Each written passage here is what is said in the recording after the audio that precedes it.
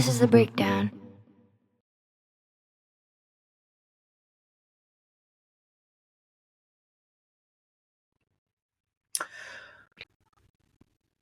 James Hype decided to do a tour of small venues in the UK. I would rattle them all off, but I can't remember them all. Was it Lincoln, Liverpool, London? Yeah. There was one or two others, wasn't there, to be fair, from there was memory. A couple more. I want to say Hull, but it wasn't Hull, more. was it? Yeah, I'm pretty. Yeah, I think it was. Was Hull one of them? Hull might have been one of them. Anyway, he did this tour, and he closed it in. He closed it in Liverpool, didn't he? But the big one from a punter's perspective was Fabric, London. Yeah. They had 2 rooms, and if I remember rightly, you had Sabian Paid was opening with James following up, and then in another room there was Dots Per Inch and Rewire, and they had a space. And for those that follow James Hype, you may have seen it on his socials. James picked up the phone, courtesy of Rashawn K, as we saw, and gave our man Daniel James a call and said, "Hello, mate. Do you want to come and play at Fabric?" What the fuck? Yeah, where did that come from? Absolutely mad. Where did that come from? Such a surreal feeling. Like, so you and I were talking that week, and then it was the Tuesday, if I remember rightly, you get a message to say, "Are you about on Thursday?" Was it? I think. And then your phone rang on Thursday. Yes. So what had happened? So I obviously again connected to Rashawn through friends of local venues, etc. And it was actually the last Get Closer London, the second Get Closer London, where we'd properly connected, right? We had a bit of a chat after, and we all know how incredibly busy he is, right? And he was just like, I always mean to message you, but like I didn't get round to it and all this sort of stuff. So we swapped numbers, basically. And he'd messaged me, like you quite rightly say, just completely out of the blue. It was the week of the Get Closer tour going on.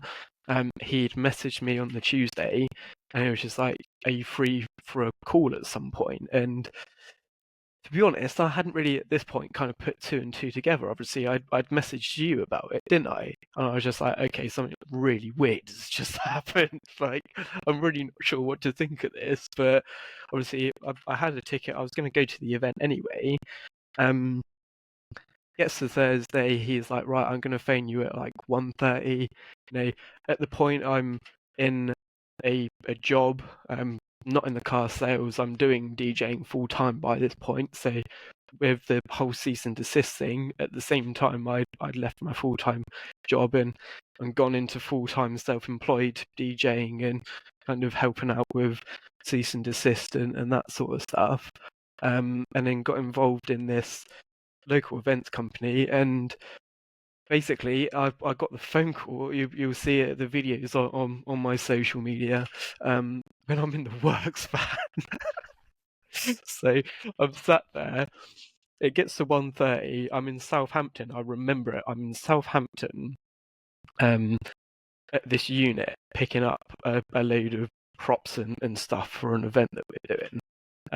I'm there with my mate.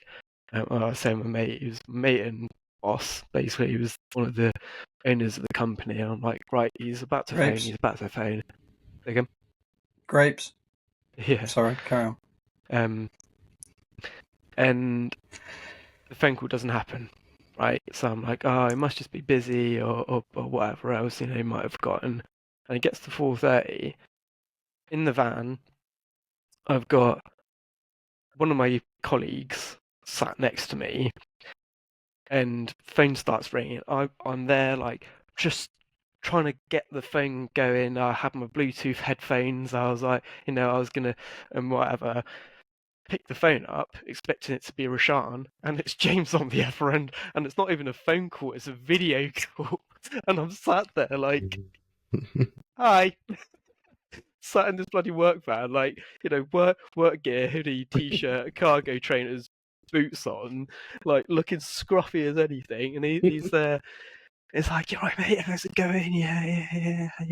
I've got a question for you.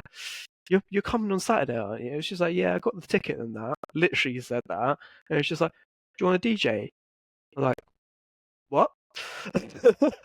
And then at the same time, I slightly turn my phone, and then the guy sat next to me, Alex, who's just like, I don't know actually if you can even hear it in the video, but you hear him in the background saying, "Is that James Hype?" Because he realizes I'm on a fucking video call with him. And it's just just the rest of it just completely mad, Damn. Yeah, completely mad. Gets to the Saturday, I'm rushing around like an absolute nut job because I'm in Southampton in the morning setting an event up, and then flying down the motorway to London to go meet Jay and a couple other people.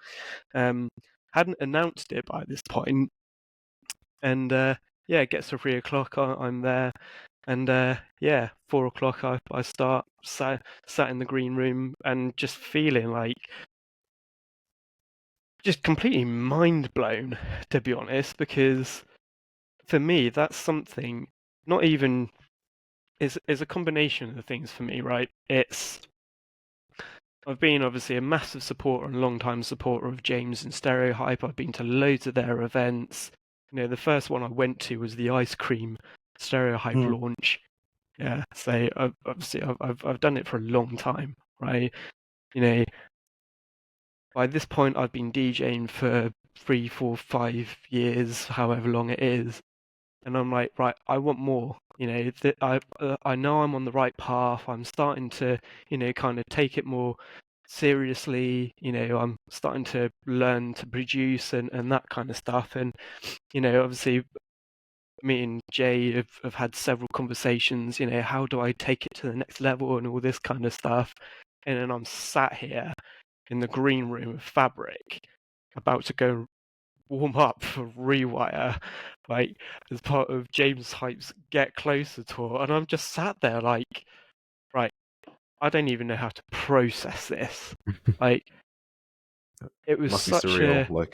it really was, and I still can't even really put it into words, to be honest, because to be completely honest, I felt like as much as I was doing really well,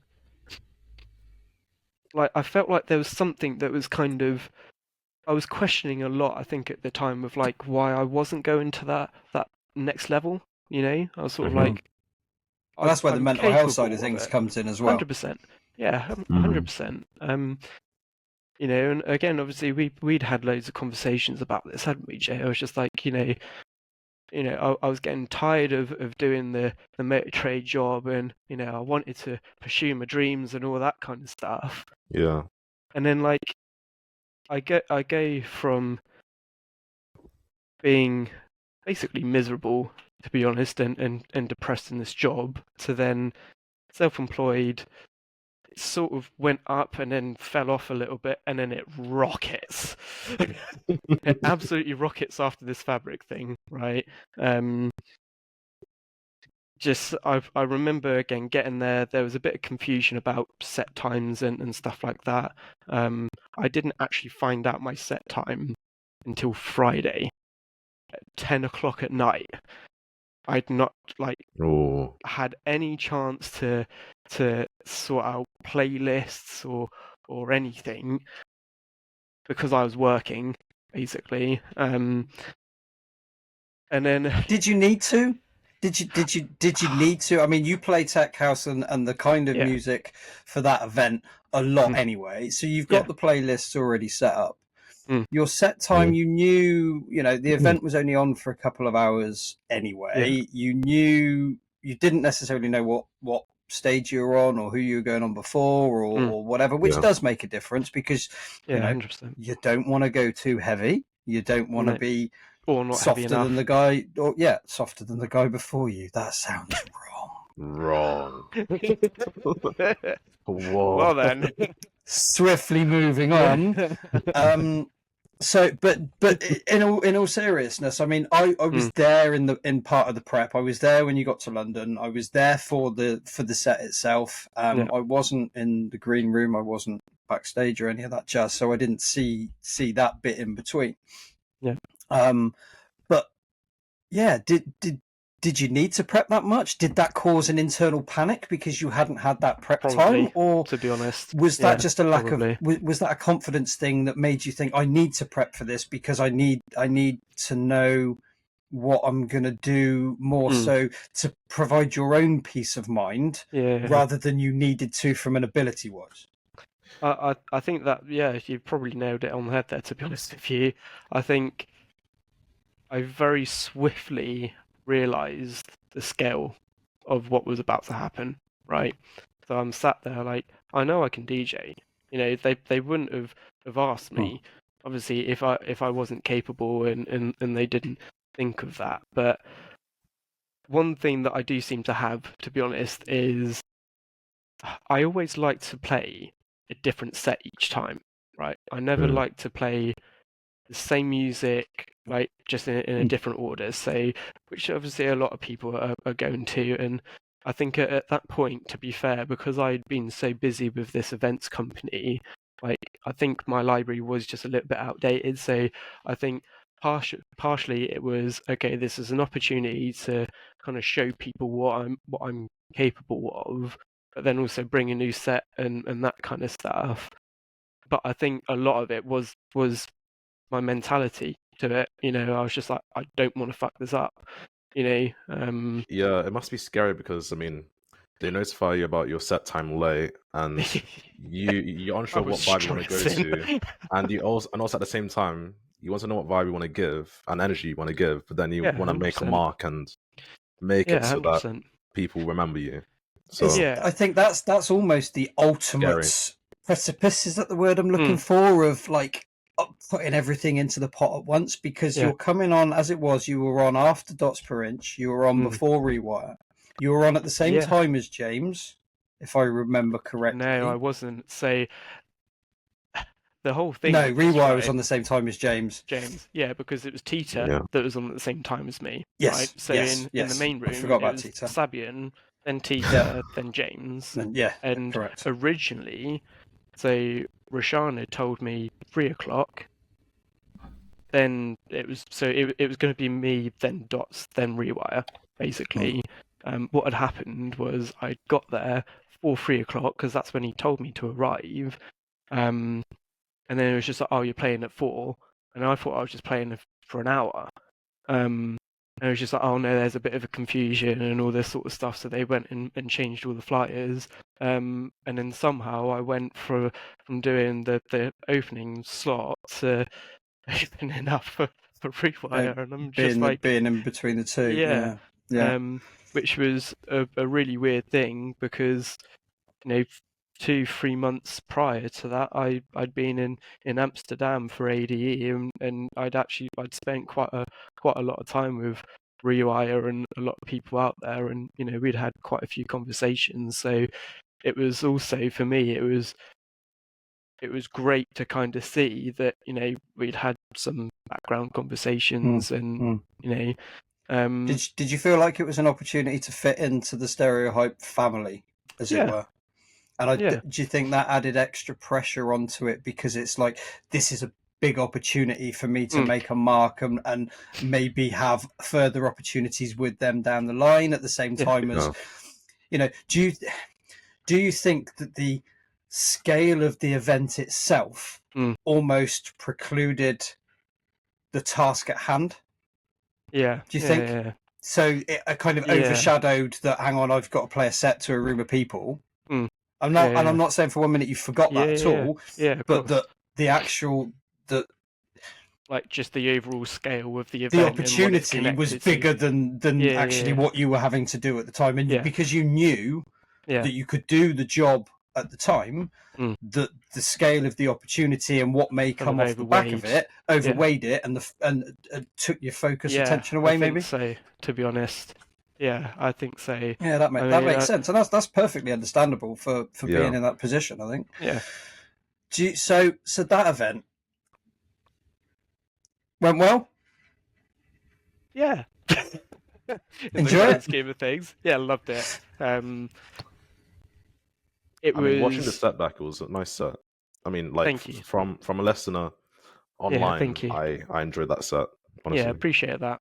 What I wanted to try and do with it, I think musically, I was in a very good place, but I was quite split, right? Because I'd just done ADE, but a couple of weeks prior to that, I'd been out in Malta for a little bit of a breakaway. I'd been to Defected. Defected, wasn't it? A breakaway. Yeah. He's gone to Defected in So I Malta. went to Defected Malta for 4 days. And I think self-employment was doing well then. Yeah, it was great. It was really going well. But I kind of I came back from that, right? And I was just like, I don't know how to put it really. I kind of I fell in love with it again, but I fell in love with just house music overall and kind of the embodiment of it, right? Now, obviously, if people don't follow Defected as much, they still do tech, but they do a lot more house, Chicago house, just like proper feel good music. They do a lot of Afro house, they do a lot of garage as well. So I'd sort of come back from that, and I was like, how do I include that into kind of what I'm already doing, And I think when I was putting that set together, I think that's what I was trying to do, because it's a real shame actually, because I didn't get the chance to record the set as people that have seen it live at Fabric. There was some technical issues, so I had to re-record it. But I started it off with this mad 4-deck intro, and then there was loads of tricks and transitions and word plays. But then there was Afro House, and then there was like a little bit of garage sort of stuff towards the end, and like a little bit of techno. So I was trying to cram everything in, but still be true to me, and the set itself, brilliant. I absolutely loved it. Like the fact that especially I was on at the same time as Tita, and I still feel like I actually had quite a good capacity of people in the room. Just being able to kind of look up and be like, wow, this is actually happening. I'm in Fabric. I'm DJing for somebody that I've followed for a long time. But I even actually got the opportunity to play my own music, my own unreleased song that me and Jay have been working on all about, which went absolutely amazing. Good reaction. Had a great reaction. Yeah, incredible reaction, which is really what I was hoping for. I didn't want it to flop.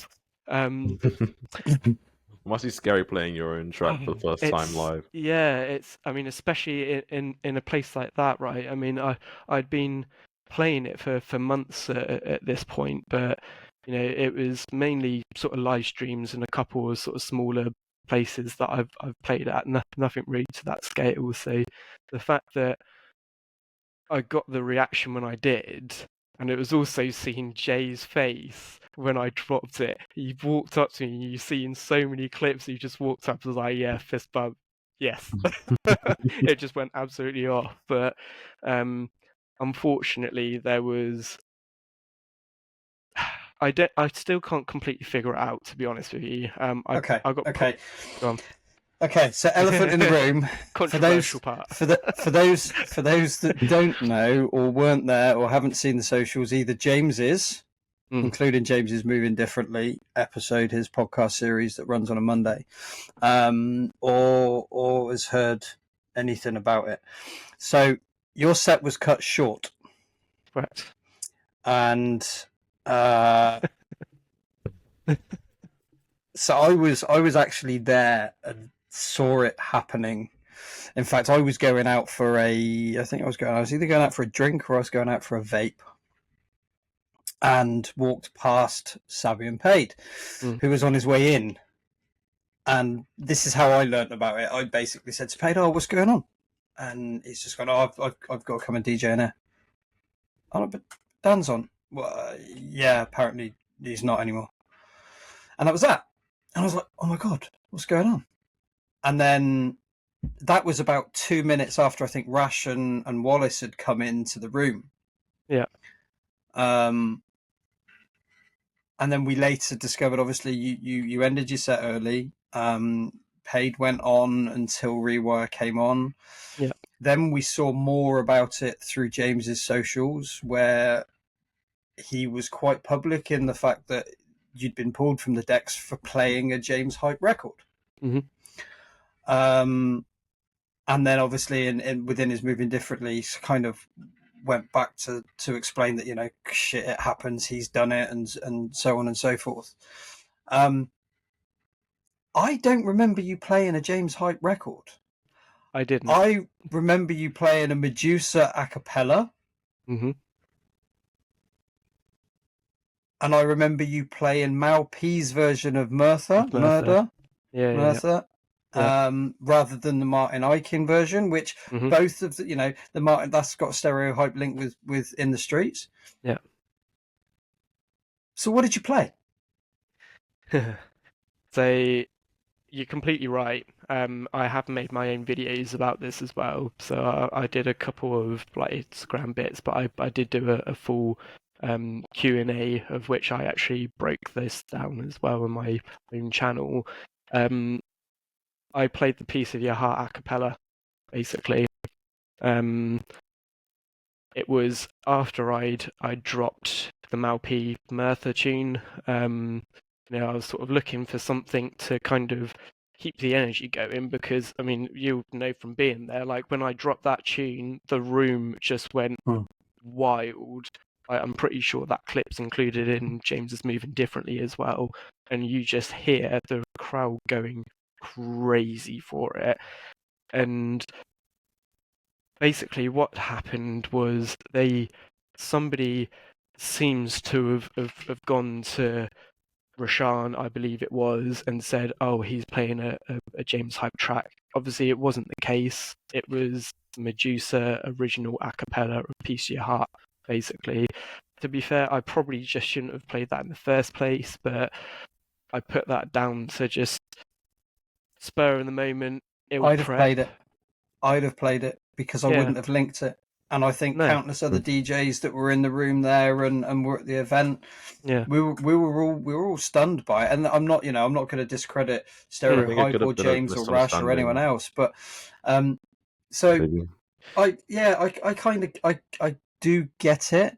Yeah. For me, and I'll be absolutely honest with you, I know your style of DJing, your 4 decks and your transitions and your white noise fader tricks, and you know yourself, occasionally you've been likened to playing like James and having a style very similar to James, and it makes sense with the influences over COVID and the techniques 100%. that you were teaching yourself and wanting to go down the 4 deck route. So it kind of makes sense. Yeah. Everyone has an inspiration. Everyone's got the inspiration. Now, part of me questioned, was it because Daniel James was too similar, playing a James Hype but a James Hype event?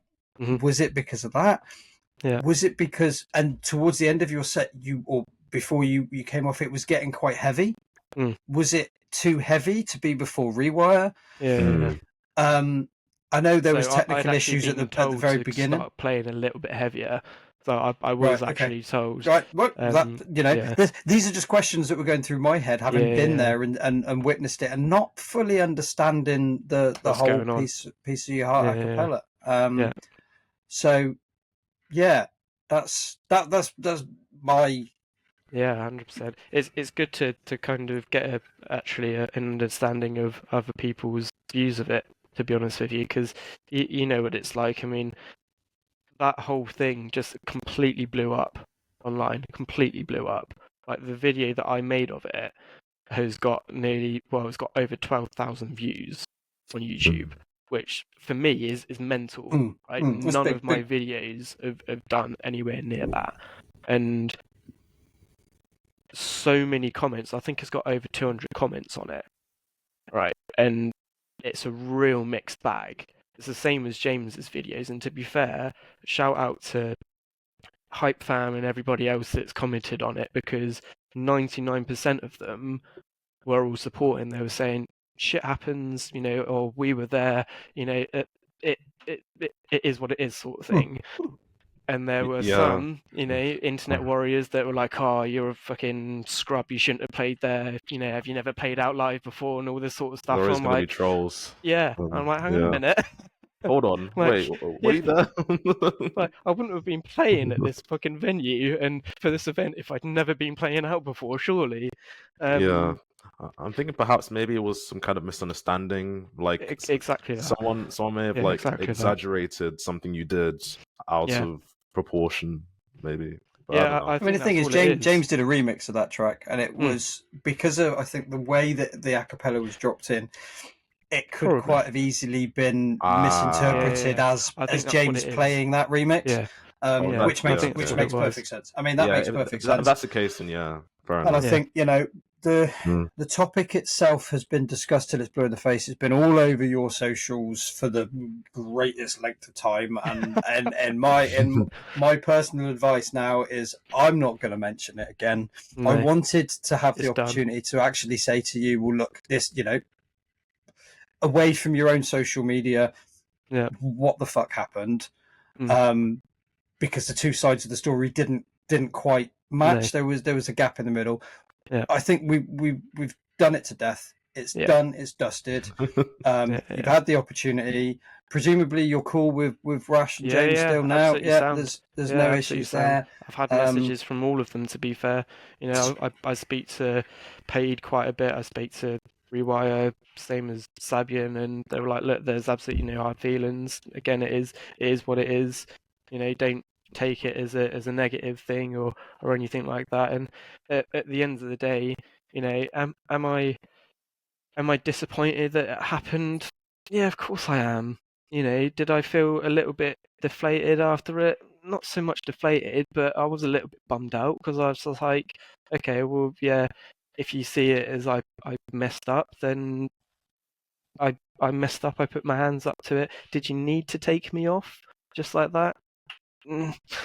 No, maybe not. I don't know. But at the same time, I've still done it, right? If it was, because I thought about that, and if it was me, I mean, I'm the type of person that if I'm on a ticket and you're playing before me and you play one of my tunes, I'm probably going to buy you a pint afterwards. Do you know what I mean?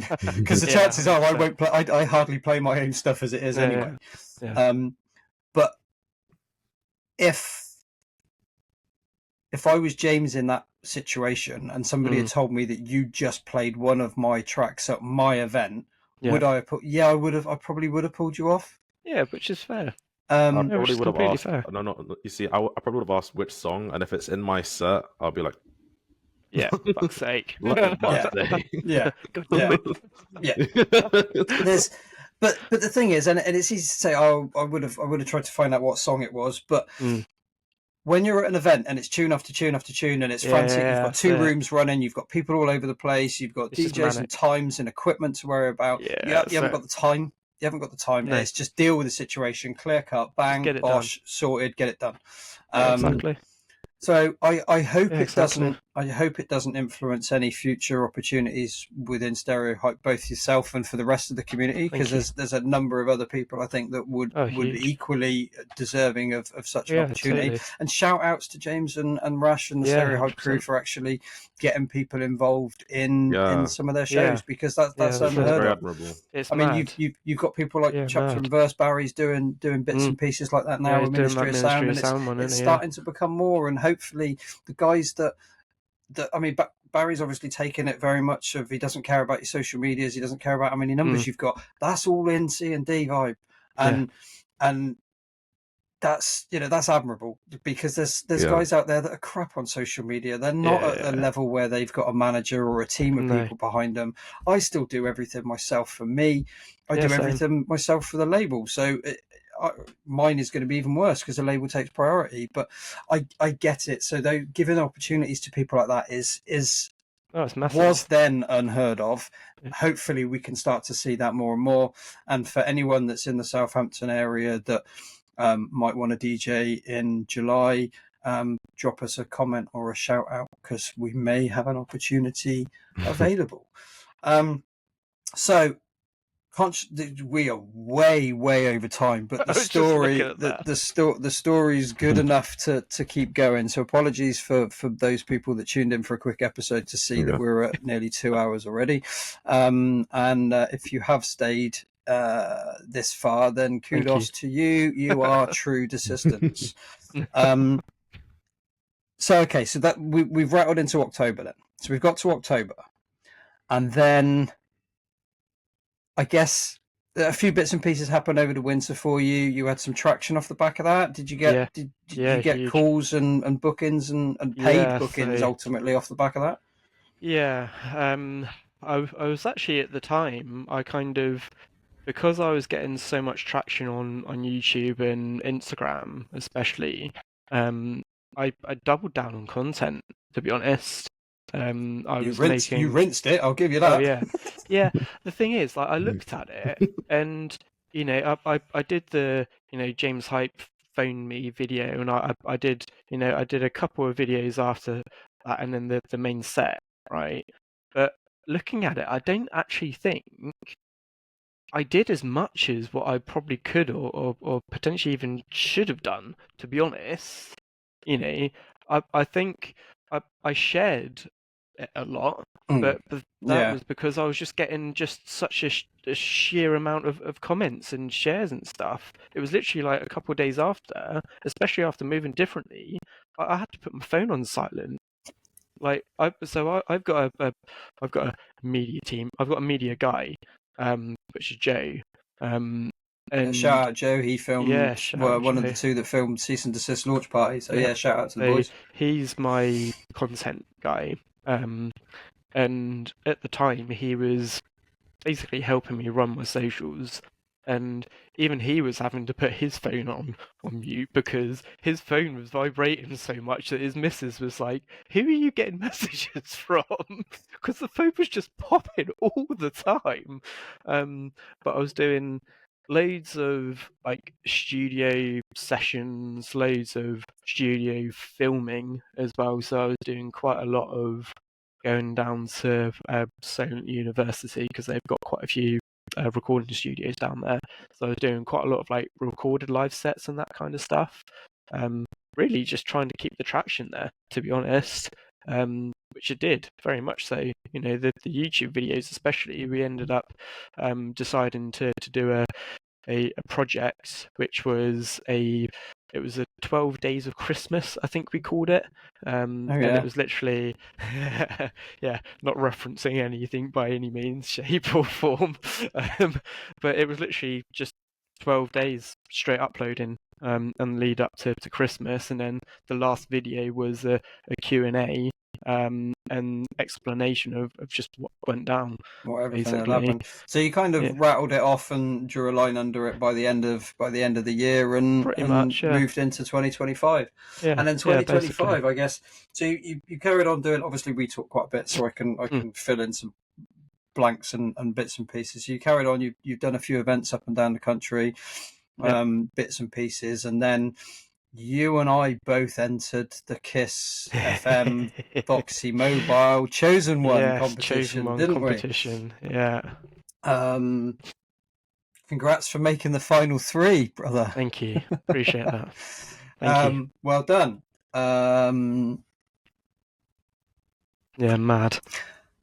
It was interesting having submitted to the contest and knowing a few other guys that especially some bigger names, or bigger than any of us lot, submitting in and seeing the picks. From an outside perspective, they definitely went for a particular style of DJ, in my opinion. 100%.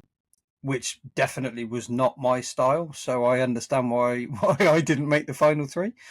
And to be fair, in retrospect, I think the 3 finalists were chosen well.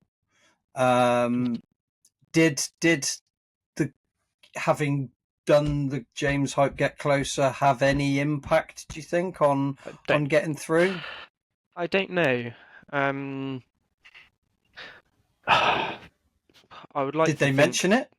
they did. To be fair, Okay. there were conversations that were had, and it was brought up. But to be fair, those weren't uh, like anything live. You know, they weren't. Oh yeah, this guy's just done this, or Yeah. what have you. It was just casual conversations, backdoor conversations when we were filming stuff. Really, so I don't know is the honest answer. I think partially. I mean, obviously, you say for those that haven't submitted to anything like this before, we had to do a 10-minute submission basically, and then you were just chosen off the back of that. Sorry, and I kind of get a feeling that they looked at the other videos that I was doing at the time because I was uploading a heck of a lot, and a lot of the videos that I was doing were really doing quite well, especially for my channel. So I think there is part of it that they probably do kind of look at how you're doing and kind of what you're doing and sort of where you are in the space of the industry and that kind of stuff. I think you'd be ignorant not to think that, to be honest. Do I think that's the sole reason why I got it? Like, no. You know, I think at the end of the day, you know, like you quite rightly say, they clearly went for people that had a certain type of style, but also, see, with it being Kiss, as you both see very much know, they're a very commercial kind of sounding station. Yeah. So I think they will say, I would like to think, obviously I don't know how they do their selection processes and that kind of stuff, that you know the mix that I submitted, it was 4-deck, but it was all stuff that was recognizable. You know, I had Talamanca in there, I had like Miracle Maker, Don Dollar, and I had a Show Me Love remix. So it's like, I think when they were looking at it, I don't even know how many people submitted. I know it's thousands. I know it was a lot of people that submitted. But it's, yeah, I mean, it's got to be incredibly difficult to be able to select people out of that, right? Do you know the one thing Yeah. that threw me? The one thing that threw me on the whole competition is Yeah. they obviously put out in their T's and C's and their terms the dates of when people would be made aware and when the filming was going to be, and but then they brought it forward. Yeah. Now I Yeah. only know that because you got a phone call Yeah. before they were even reviewing the videos. So I was Yeah, like, it was an email. well, Yeah, it email, was an sorry, email. yeah, email. Yeah. You got an email, so we know because we were obviously talking Yeah. about it. So But it was just we had a couple messages back and forth, didn't we? yeah. And What? I remember it clear as day because I was sat in Pirate Studios in Reading, so I booked out their production room for the day, just to kind of start working on some bits and sort of record box and all that out. And I was actually on a video call to a friend of mine, Tom, and I just sort of, I don't even know why, to be honest. Like, I was just like, right, I'm going to take 5 minutes, like, you know, I'm on the phone to him, and I'll check my emails. I do that obviously on a daily basis anyway, you have to. And then it had refreshed, and then the top line was the email from Kiss, and I sort of had to double take. I was just like, is that real? Is that a scammer? Or is that them saying that, you know, I've not got through or whatever? And then it was an email say congratulations, you're in the finals, and I'm just sort of sat there freaking out. I am proper like, I ended up going from a 5 minute break to a half an hour break because I was sat there like just messaging as many people as I could. I was like, oh my god, I can't believe this is happening. It was just just such a, And it was again, quite a whirlwind surreal from thing. there, wasn't it? It was Oh quite yeah, a whirlwind. It kind of, you know, yeah. you'd literally gone from getting the email to right, bloody hell, I've got a. Did you have what was the process? Talk about the So process. basically, you get selected. Say you have an email. Great news, top 3, congratulations. This is the process, and there were 2 dates initially that we had to be available. So it was the 31st of February, so it was the end of February, and it was a content day down in London, basically. The 3 finalists in a proper like studio layout is probably the way I can put it. And it was just shooting videos all day, introductions, all that kind of stuff, which is the video that then went out on their social media, which is just mad in its own right. So we did that for half of the day. That was, hi, I'm Daniel James. I DJ in this way. My inspirations are, I've always wanted to do this, that sort of stuff. And then we did a recorded interview on Kiss FM, which was pre-recorded, that then went out live with Tyler West, which again was kind of just a bit of a sort of very snappy, who am I? This is my favourite track at the moment, and that kind of thing. Not a C&D podcast for 2 hours, then, no? No. No. Yeah, just very, very snappy. It was a really good day, and again, it was. I had very much the same feeling as when I was sat in the green room with Fabric, because I was like, Kiss to me, I've always listened to Kiss. I grew up listening. It was Galaxy for me. I date that far back. Blimey, that's a throwback. I grew up on a Friday and a Saturday night, listening to the Kiss Dance Weekender and Billy the Kid and Kistry and all that sort of stuff. So the fact that I was actually working with them essentially, and then I was in the studios, and I had a conversation with Tyler after, and it was just like, oh, I actually recognise your name. And then it was because of the Fabric thing, obviously, because he knows James, because James used to do a show with them. It was just like, oh yeah, like, didn't you do something with James and Tia a little while ago? And it's just like, oh yeah, I remember seeing the post. I was just sat there like trying to act cool, I was like, yeah, that was me, and I was just like, what the fuck is going on here? It's just completely like, I have no idea what's going on. Like, how have I ended up in this situation? And then the second day was the day where we have to do a live 10-minute set, and it was at the Kiss Studios, which is an incredible place in its own right. All of the studios that are owned by the same company, which is Bauer, are in the same place. And I got to meet Majestic. There was Hicks. They got last year's winner, which is Sam Sachs. I've spoken to her a couple of times online, but got to meet her. And then the process was we each played a 10-minute set, which again was live on Kiss for Majestic, and then judges and the competition winner, basically.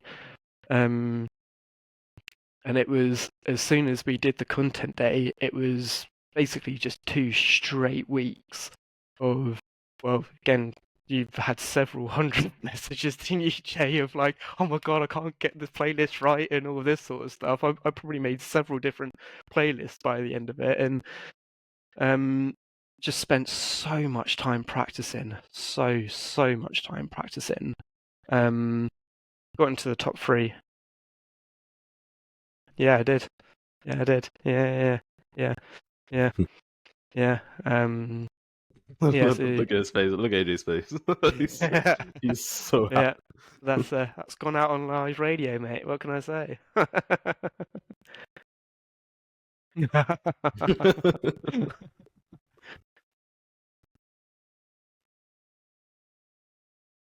Yeah, come on, hurry up, mate. Yeah, man.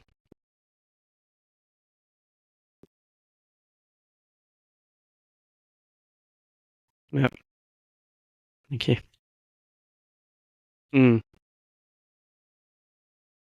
Correct.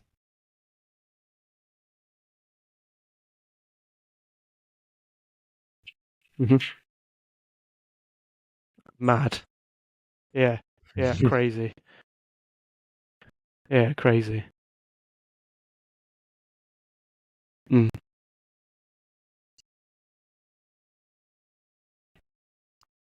Ultra Sophie. Yeah. Yeah.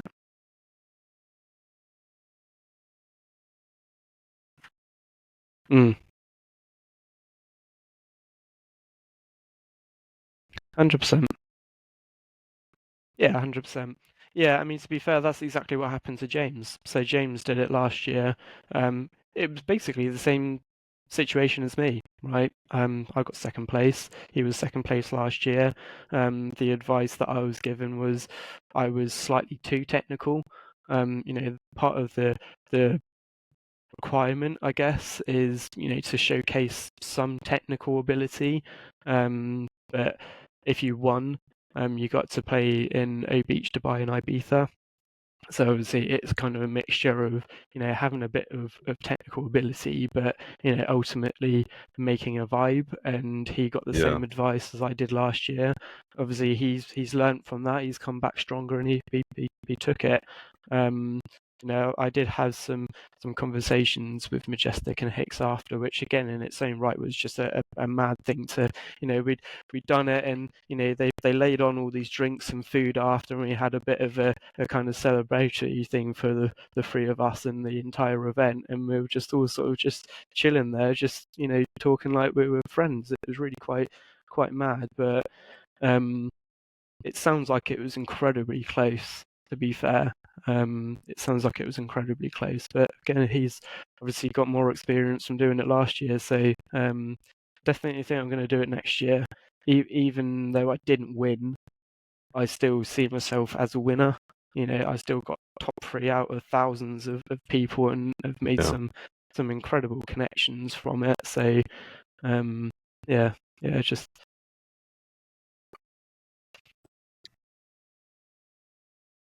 Mm.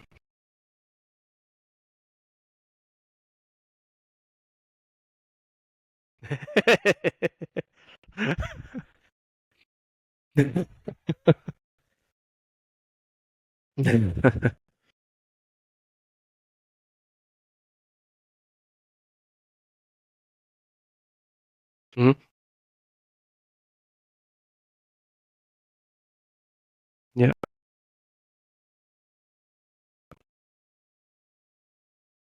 Mm.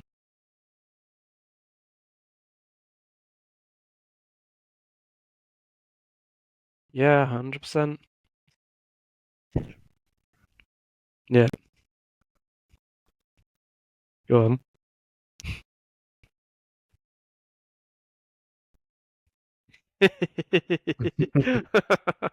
Yeah, so I've actually just partnered with an events brand called Audio Wave Records. Um, and I'm actually on Monday flying out, on Tuesday flying out to Amsterdam to go and play my first ever international DJ gig, which is mad. Damn. Yeah, Let's crazy. go.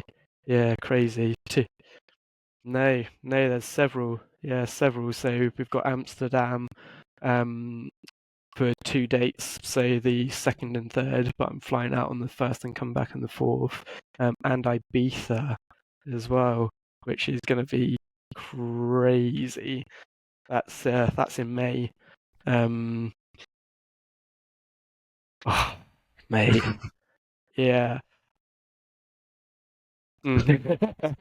Yeah, I can't believe it, to be honest with you. I mean, as a thank you, appreciate it. Congrats. Thank you.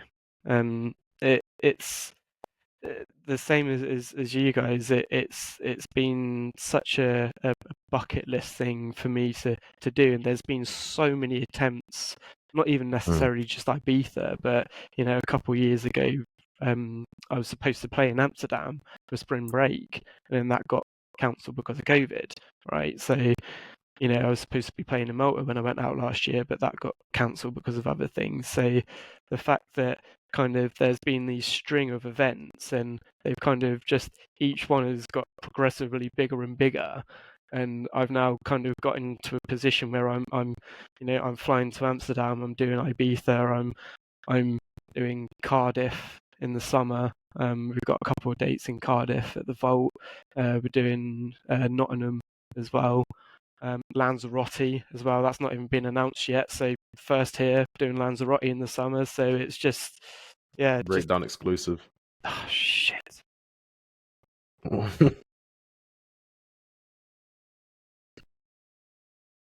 What happened?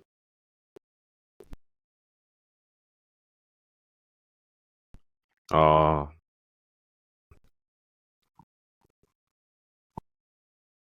Yeah.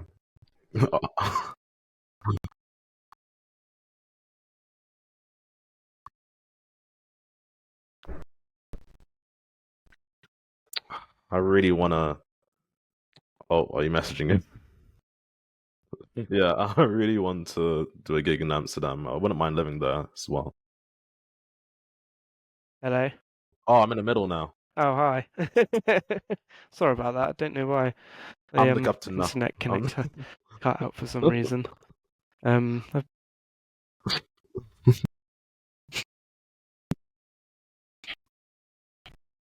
Yeah. Correct, he is. Yeah.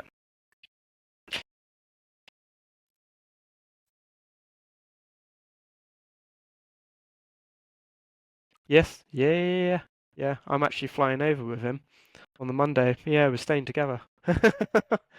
Yeah, would he? Yes, he is. Yeah, he works at VW down the road from you, doesn't he? That's how it's connected. Everybody.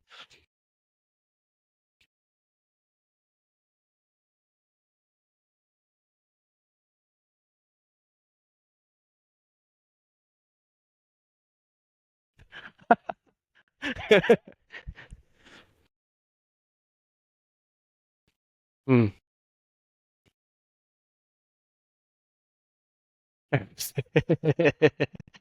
Yeah, shot yourself in the foot with that one, did you?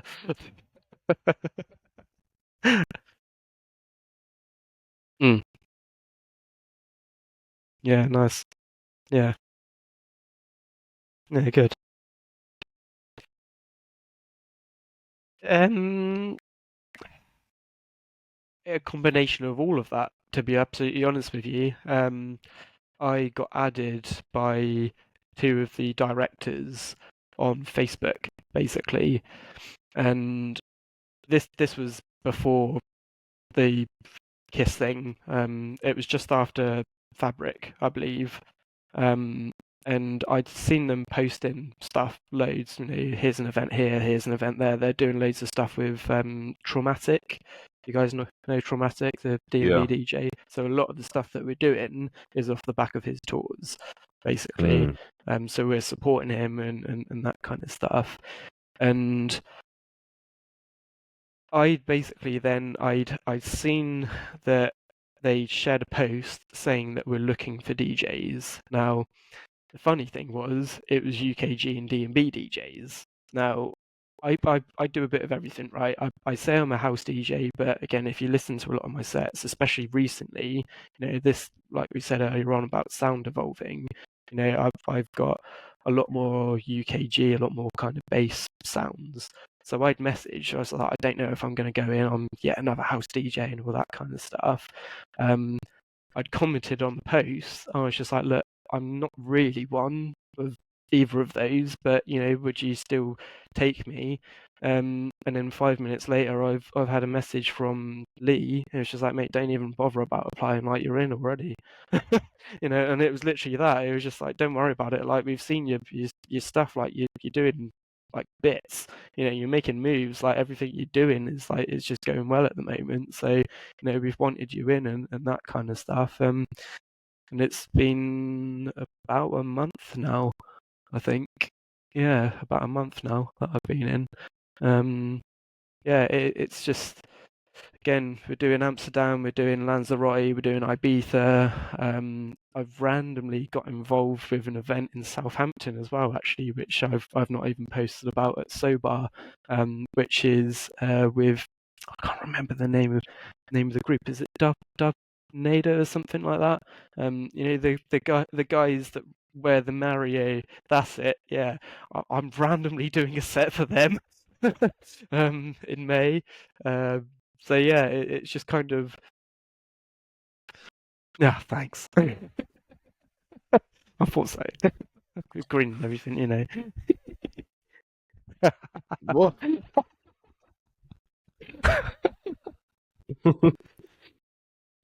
Great. That's Say no more. that's better. That's better. Yeah, they're all paid. Yeah, all paid.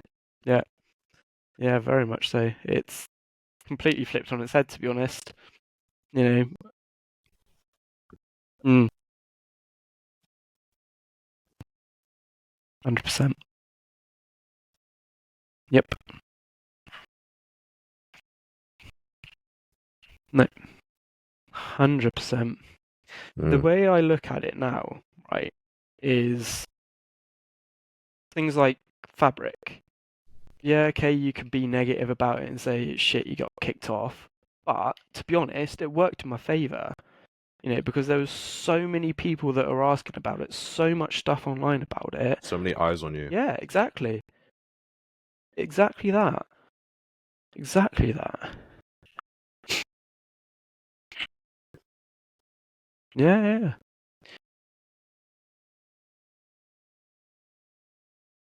It's fate. Yeah, exactly. Yeah. And yeah. It's fueling it. Yeah. Yeah, and 100%. also, by the way, it's not just James doing it. This is like every successful YouTuber has done this. 100%. Like, yeah.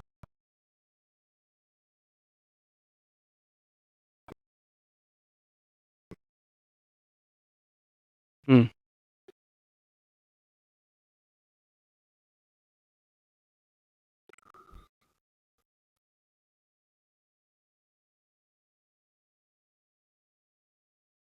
Mm.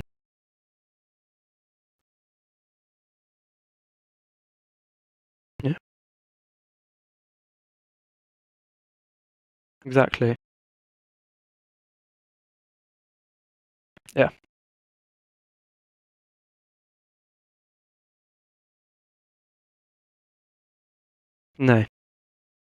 No.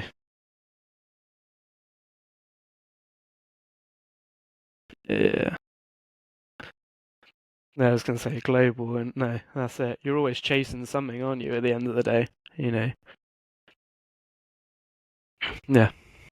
100%. Yeah.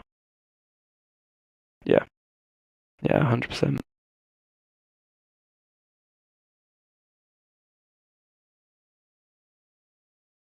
Mm. Yeah. Yeah, I'd love to play in the States. Yeah, I really want to play in the States. I really do. Yeah. Mm. Yeah.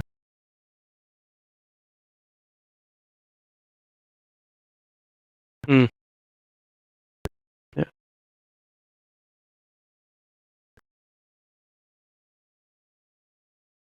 Yeah. Yeah.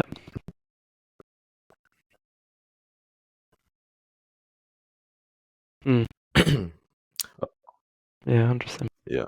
Okay. Daniel James. So me, I haven't. I mean, I've done a few gigs so far. Yeah. And I'm just wondering, and this is for the people listening as well. Mm-hmm. When you're first getting started and looking to get gigs and do shows, Yeah. and say, I mean, you may just be a producer or not, Mm-hmm. but how do you get started with that? How do you get those shows? Is it solely through networking? Do you have to send cold emails? What? How? Say if you were starting today, Yeah. what would you do? Oh. I think if I was to start fresh from today, I would still networking is key. Go to as many local events as you can because one, you're supporting the venue, right? You're also then supporting the DJs. You're getting an idea of what the scene is in the local area, what people like, what they don't like, and then you can start building friendships and stuff with these local DJs. I think at the core of it, going backwards a couple of steps, I wouldn't have been put in the position that I am today if I didn't have those friendship groups. Those friendship groups in those towns of, Bognor Regis and Bournemouth and everywhere else. If I didn't have the connections to the people in those circles, I don't think I would be doing it anywhere near what I'm doing now. So networking.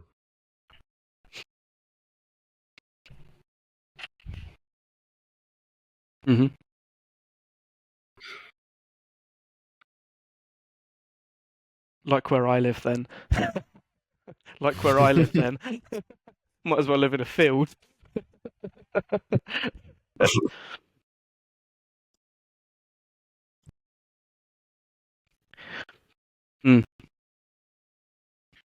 Yeah.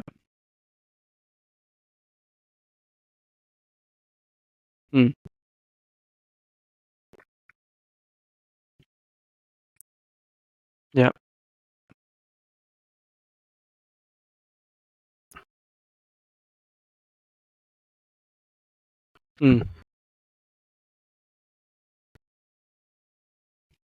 Yeah, it's open format stuff. Yeah. Open format. Yeah. Yeah.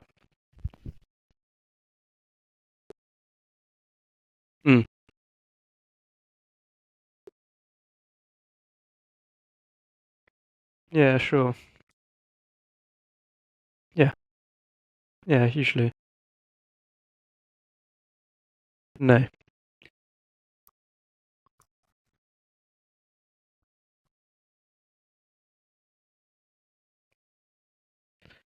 Yeah, 100%. I think difficult. Yeah. Yeah, 100%. I think there's a mixture of things you can do, right? Especially when it comes to gigs, so I still do a lot of open format stuff at the moment, to be honest. Until the summer, that's probably still my bread and butter, realistically, as much as I don't really post much about it. What I take into consideration are things what I would gain out of it. Obviously, if it's a gig, yeah, okay, there's monetary benefits and that kind of stuff. But you've got to look at the scale of kind of what you're doing. Again, like, I'm not going to go and say drive 6 hours across the country and, talk to somebody and say, hi, how you doing? And that's it. There's so many things that you can do. Again, where I live, to be fair, there's nowhere around here now. The club that I used to work in is closed. The closest club that I've got, which is in Salisbury, doesn't really do house music. So the closest that I've got is probably Basingstoke to an extent, which is a commercial club. So really, the closest that I've got is going to Bournemouth to Volt. So I think, again, for me, I wouldn't be doing this if I didn't network in the way that I did. So networking, I think there are a lot of brands that are doing their own events now, whether that's like C&D where you do your own events in clubs, or there's Lab 54 where they do pop-up stuff in random locations. So houses. Yeah, like just Yeah. stuff like that where you can just say, look, let's get a group of people together and I'm not saying do illegal raves and that sort of stuff, but do organized stuff in people's places or spaces or what have you. Social media, as much as it's some people love it and some people hate it, I think if you can build a bit of a profile online, I think that 100%, do something different. Yeah, 100%. Bring something different. Oh, gotcha.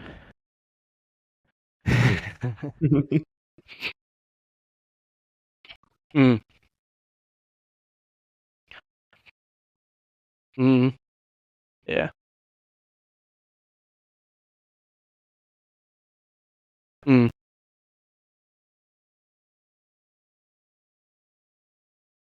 No. But he actually did a video explaining why he did it, though, didn't he? And it works. Mm. Yeah.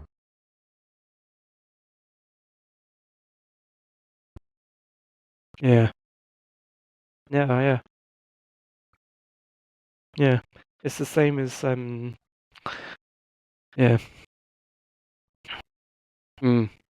As consumers. It's like that Sir Francis, isn't it? He's the same.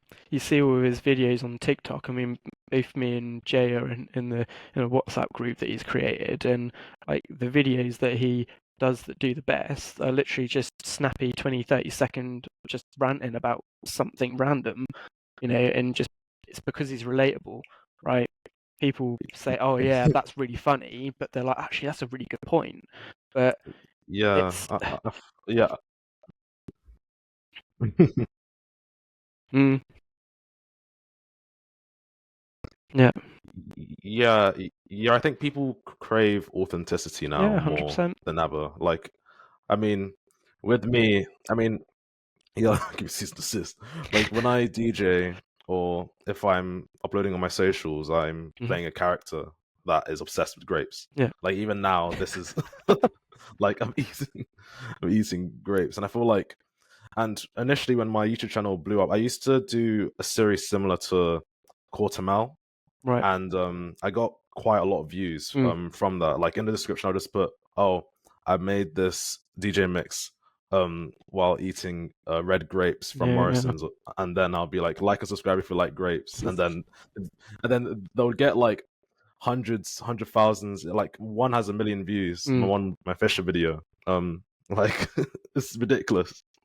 It's crazy, isn't it? Really, the Like way the tiny algorithms and things. stuff work. Yeah, like tiny things can make a difference. Yeah. Yeah, 100%.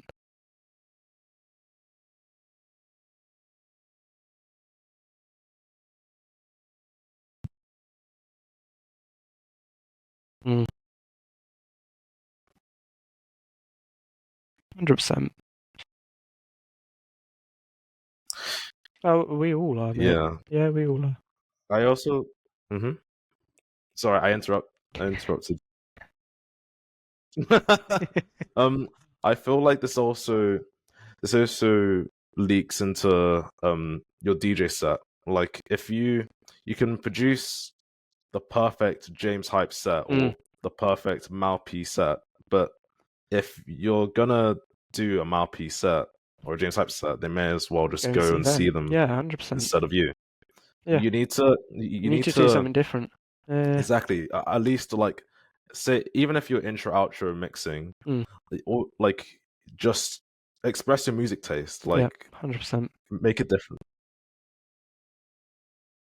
Yeah. Yeah. Oh, mate, hugely. Yeah, Yeah. hugely. Oh, yeah. Yeah. Mm. Yeah. Anything. Yeah. Mm. Yeah. Yeah. Mm. No, that's it. Wow. Yeah. Yeah. Yeah, it's like Yeah. you honestly like the amount of songs that have been buried Mm. under the catalog of songs and I've brought up and people are like, whoa, what's Yeah, this? where'd you get that Is tune this from? Is this new yeah, in? is this a new track? And Yeah. I'm like, nah, it's released before I was born, mate. Like like It's 30 years old. like my mum used to play it in the shower like like I swear. Mm.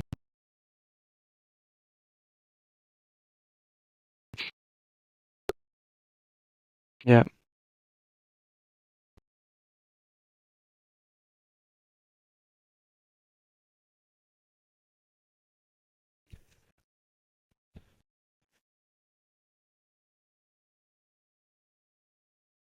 Yeah. Yep. It's a movie.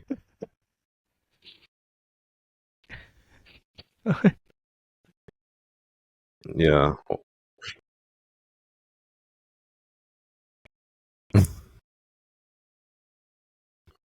Yep.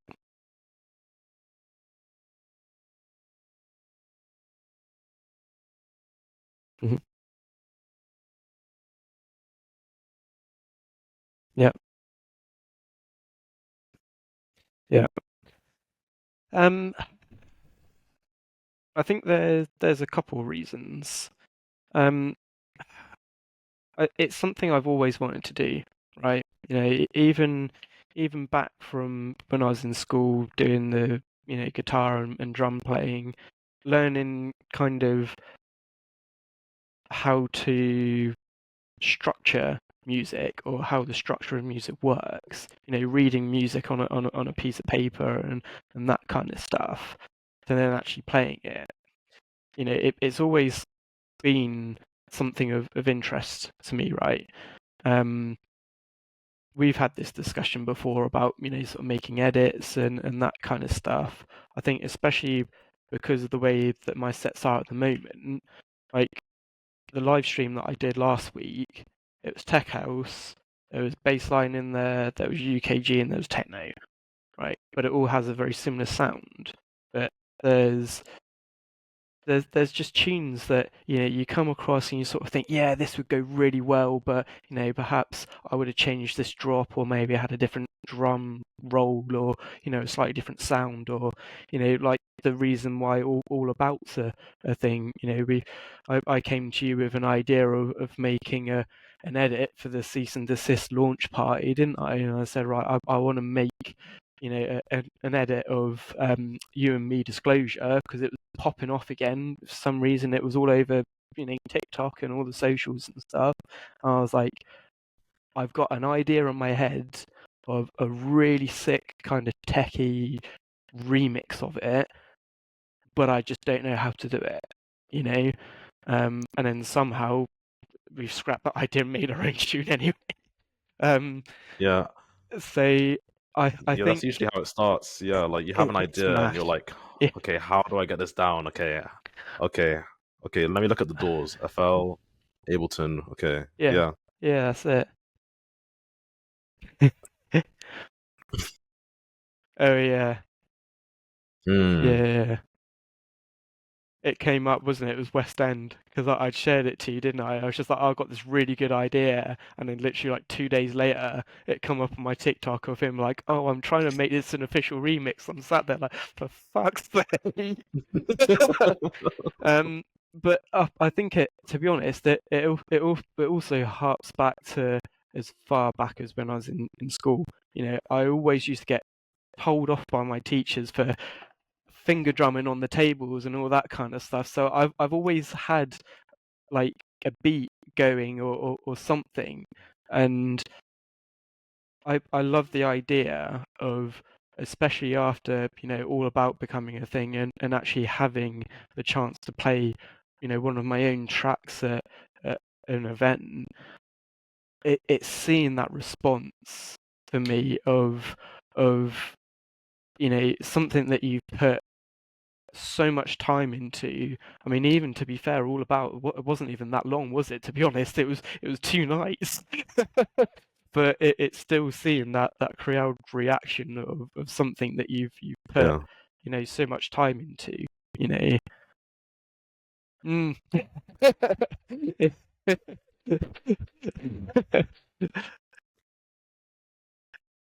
Yeah, I hope so. um. You have to send me a preview. You have to send me a. Yeah. No, Yeah. it's mine. Yeah. Um.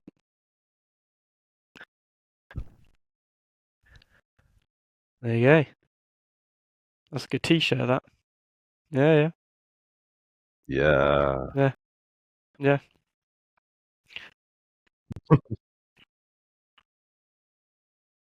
That's not the whole reason, by the way, but yeah. It's all right. No, carry on.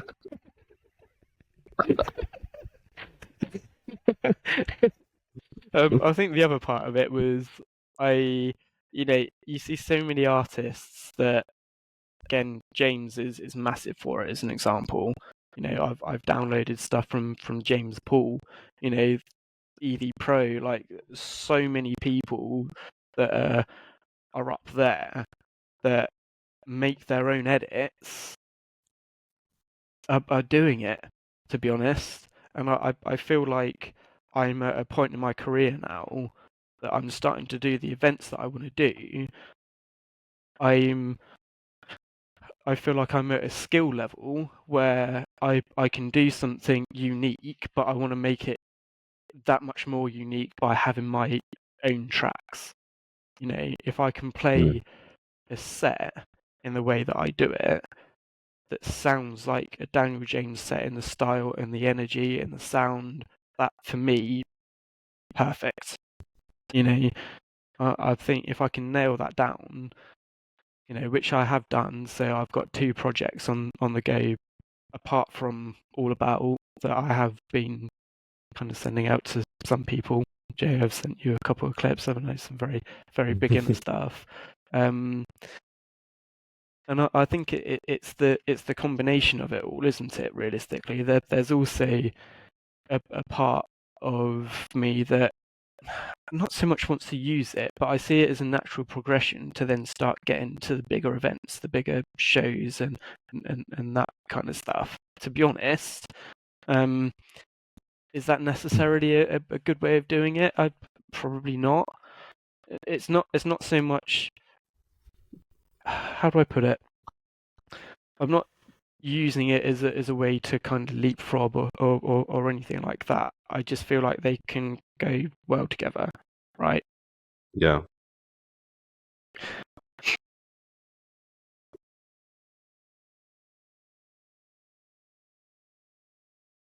Yeah.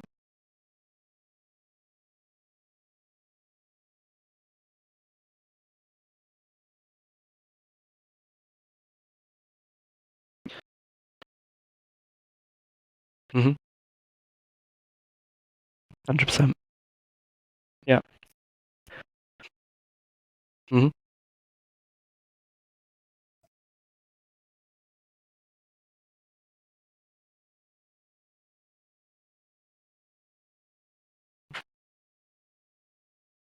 Mhm.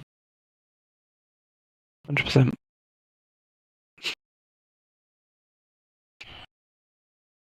Oh yeah.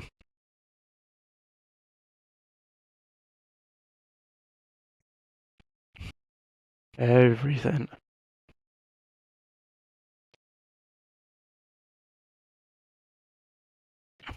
Oh, so much. Yeah. No. Yeah, cars are an expensive thing. Yeah, it's an expensive hobby, an expensive skill. Than DJing and music.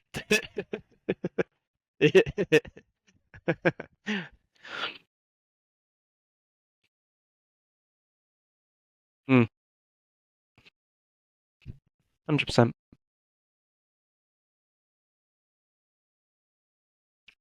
Yeah.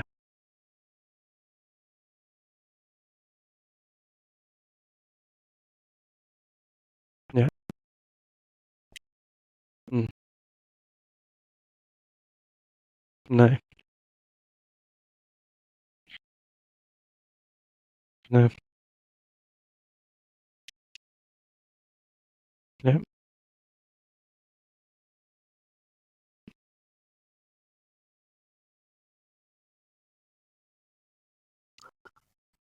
Yeah. Mm, yeah. Mhm. Yeah. Yeah. Mhm. Yeah.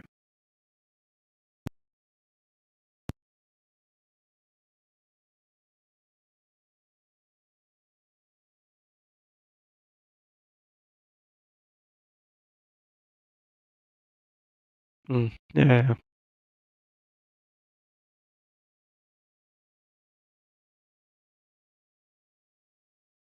It's the fact that they're right. Yeah. Yeah. Yeah.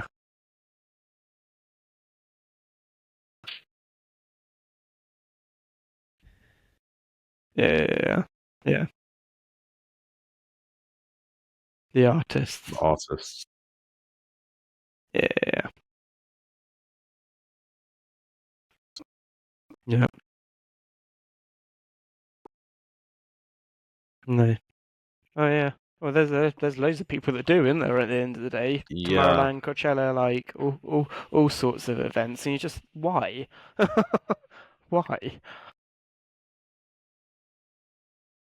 Yeah. Mm. Yeah. Hardly any. You've got Fred again. You've got Kyle Cox, Anima.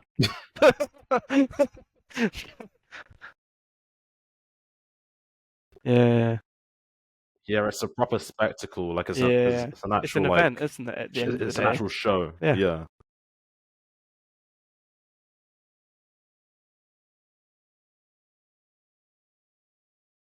Yeah, that's a crazy number. Damn. That's a crazy number. Mm.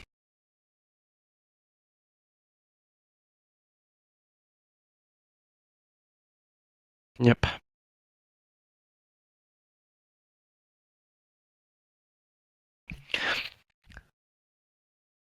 It's the pressure of why is my track not doing as well as it should be, and yeah. Yeah.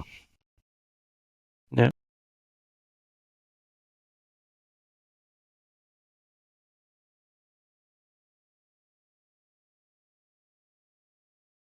Mm.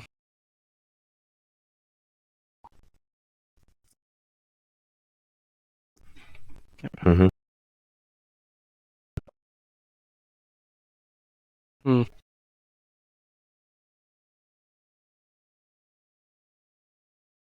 Yeah. Scale up.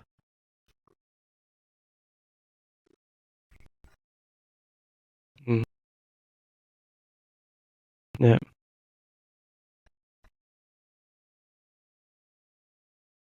Mm.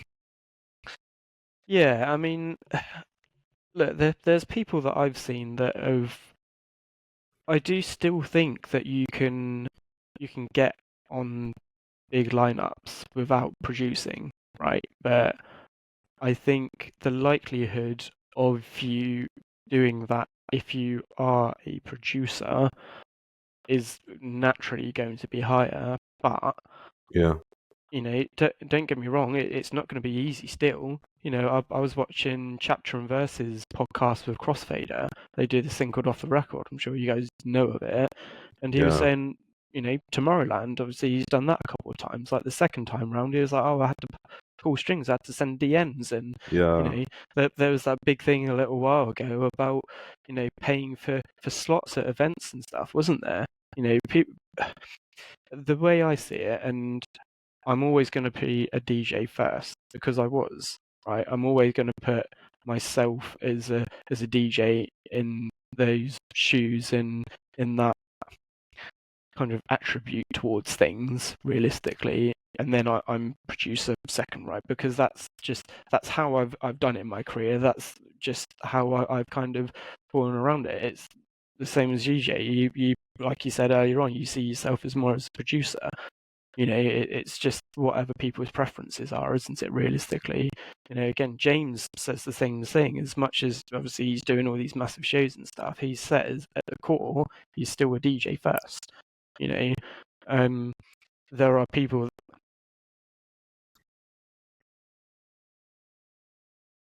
Mm, yeah, 100%. Mm, yeah, yeah,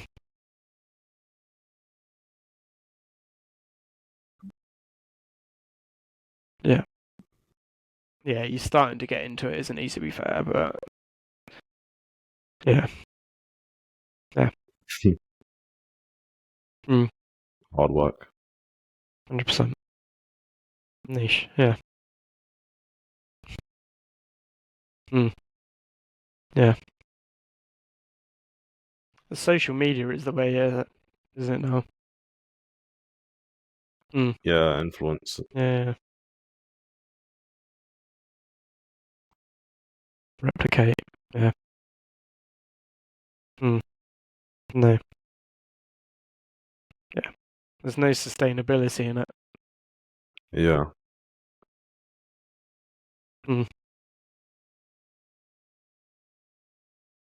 Yeah.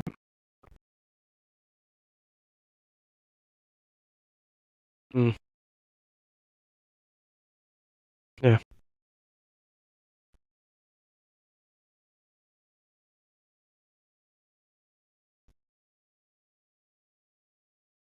No.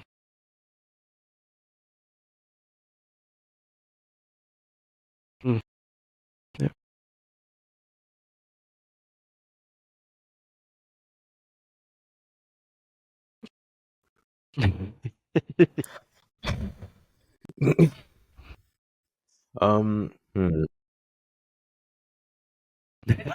Get out of here. Princess Peach.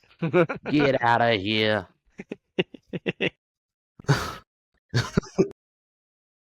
Hmm.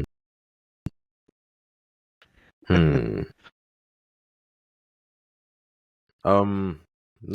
No.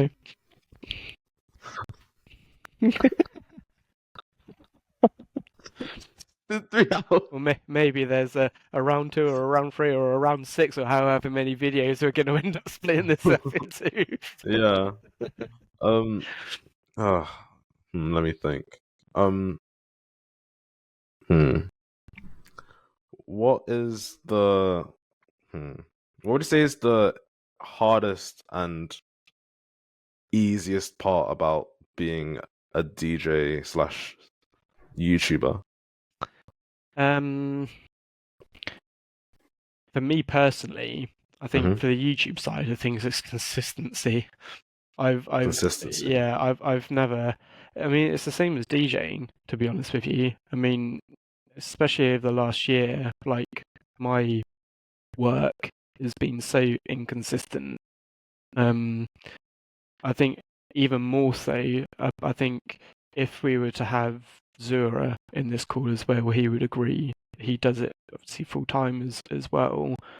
It's the consistency, but it's also being prepared to just work, like put in proper work. Like when I made the decision to become self-employed and leave my other job and all of that, I mean, doing that job on top of the amount of hours that I was DJing, as Jay knows, I was doing stupid hours per week. And I thought going self-employed, I was going to be doing less hours. And if anything, I'm doing more. You know, I mean, there's been points over the last couple of months where, I mean, even in the last year where, you know, I've been going to Taunton 2, 3, 4 times a month, you know, and that's a 3-hour journey there, let alone back on top of DJing and Wow. whatever else, you know, especially when I was kind of in the last couple of months of when I was doing the motor trade work on top of DJing, you know, there were times where I was doing 2, 3 days without sleeping, basically. Oof. You know, so I think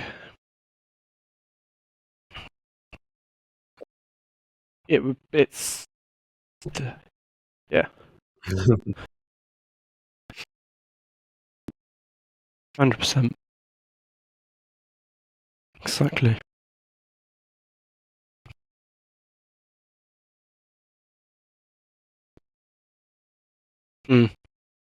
Money, yeah, 100%.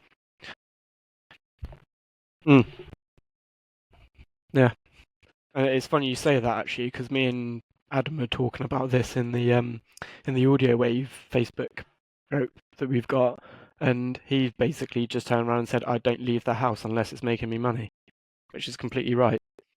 You know, it's completely right. But yeah, I think part of it is consistency, but you know, again, especially because of social media, people see all the, you're flying around all these places and doing all these big events, and you've got all your nice hotels and all of this sort of stuff.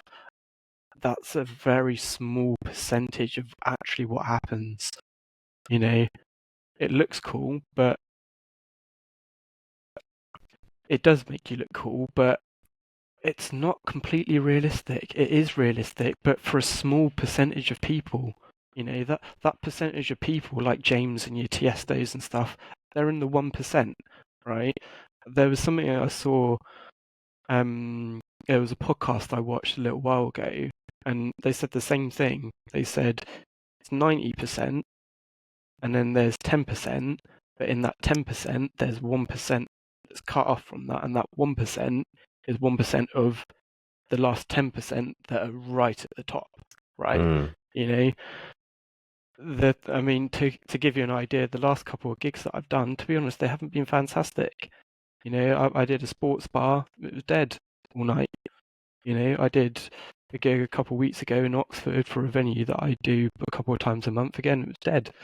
And it's difficult because mentally it's difficult, right? And again, obviously that's going into a different conversation, but I think that in itself is probably the biggest thing, right? It's you've got to be willing to just, if things are basically just not going the way you want it to be going, or you're questioning, am I doing stuff right, or why am I not getting booked, or why am I not doing the gigs that I want to be doing? It's a mental thing. You've got to have the right mental mixture of mental stability, but you've got to have the mindset for it. It's not, even if you want to just do a couple of gigs, and which is obviously nothing wrong with it, it's still, you've got to prepare yourself for it, I think. And I think, to be honest, that's probably something that I was a little bit ignorant of and didn't quite take into account when I made the jump. But I've been full-time DJing and everything else in between for nearly a year now. As much as it doesn't feel like it, and has it been easy? No, but I wouldn't have it any other way because I'm doing what I enjoy. I 100%, and that's the thing. People have got to realise, no matter what scale that they want to do it, if they want to do it where they're a resident DJ, or if you want to be the next touring artist, like, it is going to be incredibly hard, but it's about the journey, not the end goal. Yeah. Again, I wouldn't have it any other way. So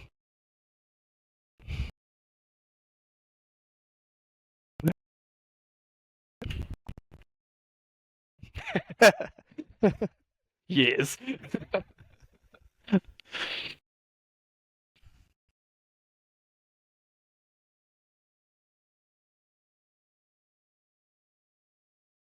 Yep.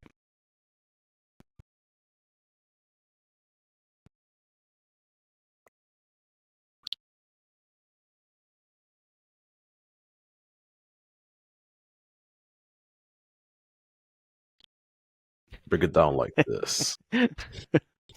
On Beatport, guys, come on. By the way, I use this mic like for that track. This exact mic. Yeah, this exact mic. Yeah. Like.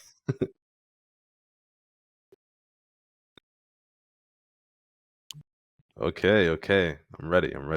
We'll see.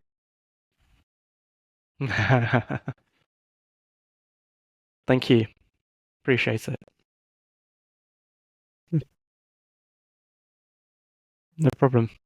Thank you for having me. 10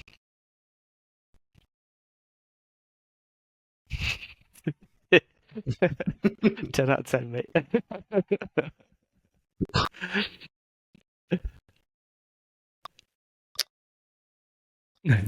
Yeah, I mean, I felt like I asked the right ones for now. I mean, when next song comes along, I'll ask them. Yeah, maybe it'd be good to do another one in 6 months' time or something once I've done all these things, and yeah. Yeah. Touching base. Oh my god. Wow. That was.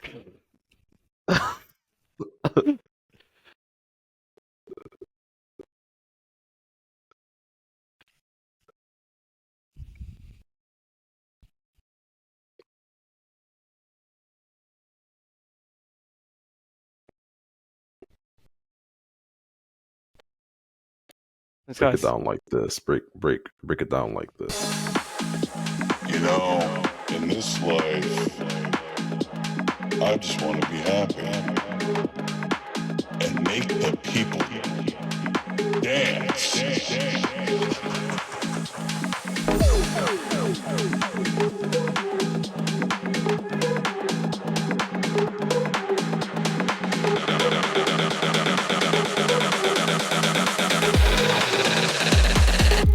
Break it down like.